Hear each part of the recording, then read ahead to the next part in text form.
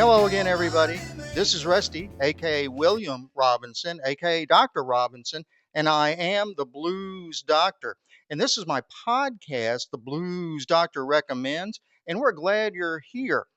As some of you know, I had eye surgery a few days ago. The good news is I should make a complete recovery. But in the meantime, I've tried to have some fun by trying to decide which legendary musician I should try channeling while I've got my eye protection on. My first thought was Ray Charles, but I've received a variety of good suggestions from several of you. They included Stevie Wonder, who, oh, that's good. Roy Orbison, another good one. Ronnie Millsap, and I had not thought of him. I have to give a shout out to my buddy Chris Popwell for coming up with that one. So, what do you think?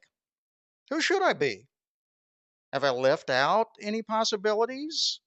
Let me know in the comments, and we'll share it on a later episode.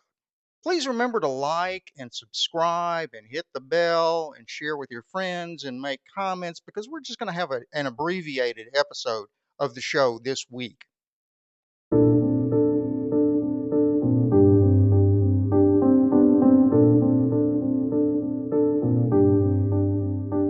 So, random thoughts. As part of my recovery, I'm supposed to keep my head facing down as much as possible, which limits my activities, as you might guess. It's hard to play golf or go fishing when you can't look at the flag or the water. So, the amount of time I've had to listen to podcasts has increased quite a bit, and it's been fascinating. Among the things that have struck me about the current state of podcasting is this. Are many of the current prominent podcasters getting stranger and stranger all the time? I mean, just for a few, Candace Owen thinks Erica Kirk somehow arranged the assassination of her own husband. Or here's another Candace. French First Lady Brigitte Macron is really a man? To begin with, who cares? Her relationship with President Emmanuel Macron is weird enough, even without thinking she's a man. Or here's another one. How about Tucker Carlson? He now believes that women are, quote, extremely primitive and that they like to be told to be quiet. I know that's not true around my house. Or here's another one of Tucker's things. He says that there's something called testicle tanning, and that's supposed to be a good thing. As best I can tell, that means exactly what it sounds like. It's some kind of full body red light therapy that causes men to be more masculine in some fashion, I guess. Dude, what happened? You didn't used to be a wacko like that. I guess that bow tie must have been too tight for too long and cut off the circulation to your brain. And this one I'll be a little more serious about, and that's Nick Fuentes. I believe he could actually be dangerous. This guy hates the nation of Israel and Jews, among many other ethnic groups.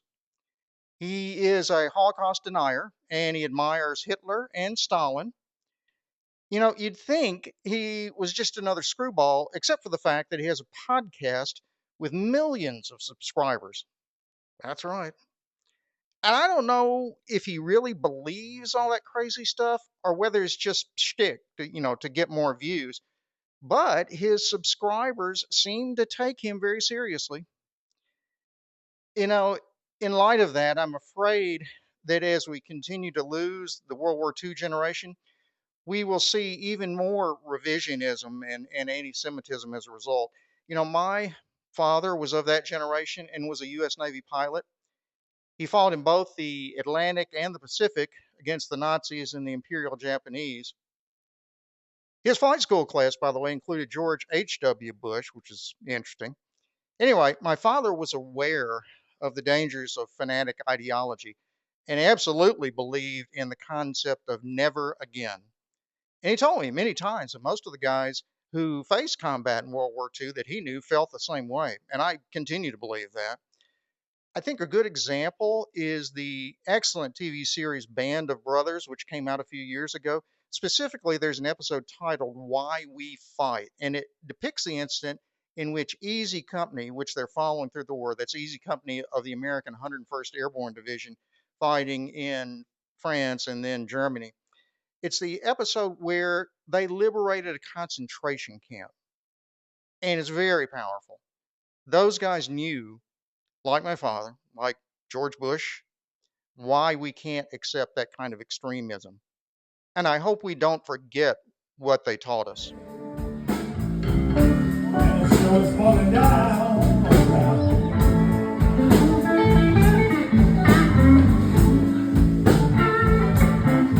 I hope you've been a good girl.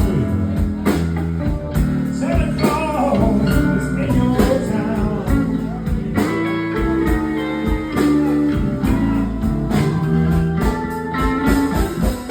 No sleigh or reindeer, no sacks on my back.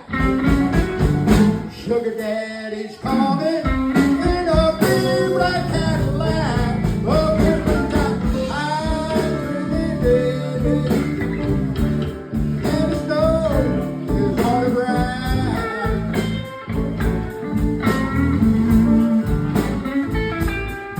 If you want some pretty presents, all you gotta do, go down.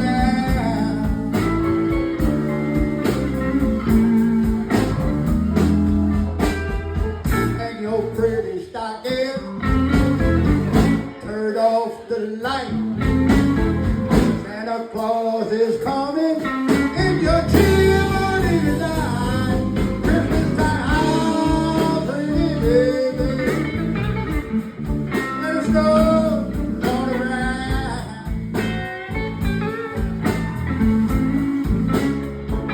You want some pretty presents, my little daughter? All you gotta do, oh yeah.